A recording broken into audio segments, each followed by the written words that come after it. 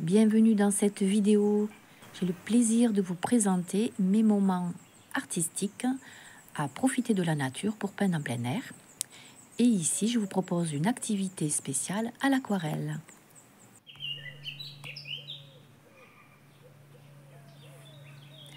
Je me présente, je suis Sylvie Cadamuro, artiste peintre et accompagnatrice.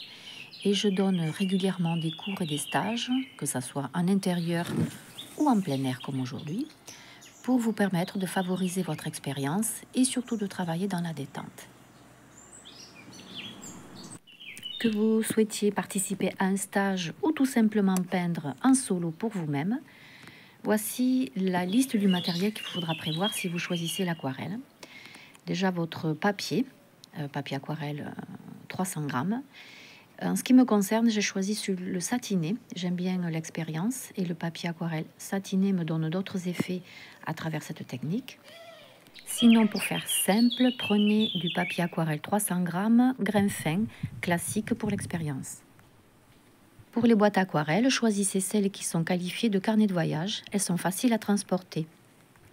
Et les pinceaux, spécifiquement ceux appelés aquarelles. Pour ma part, je n'ai utilisé qu'un seul et même pinceau pour toute l'œuvre de cette expérience. Donc j'ai le modèle sous les yeux qui est donc d'après nature, un paysage que j'ai choisi. Et je garde le même pinceau pour toute l'expérience, avec lequel je m'imbibe d'eau et avec le sec, je peux dessiner, comme ici, avec le pinceau aquarelle, on peint et on dessine. Si vous choisissez de prendre cette technique et peindre chez vous en plein air, pensez au niveau de l'aquarelle de commencer toujours par les couleurs claires et vous clôturez avec les couleurs foncées. Là, je finis quelques feuillages en mode peinture foncée, donc les verts foncés.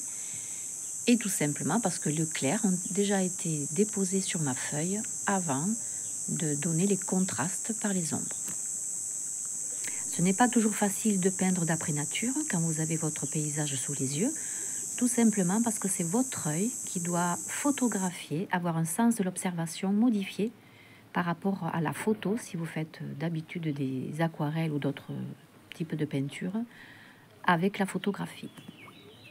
Ça ne veut pas dire qu'il ne faut pas prendre votre sujet en photo, c'est ce que je fais régulièrement, pour faire donc des finitions arriver à mon atelier chez moi.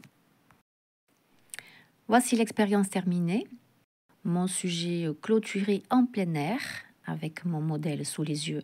Et le voilà donc en gros plan sur mes feuilles pour réévaluer l'activité et les détails à rajouter ou pas.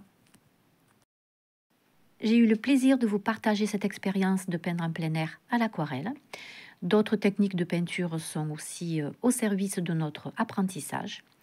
Si vous souhaitez vous améliorer dans une activité ou découvrir, vous aurez sur mon site toutes les informations sur les stages d'après nature pour apprendre dans la détente, apprendre aussi à se relaxer par les couleurs et le sujet. Je vous remercie et je vous dis à très bientôt.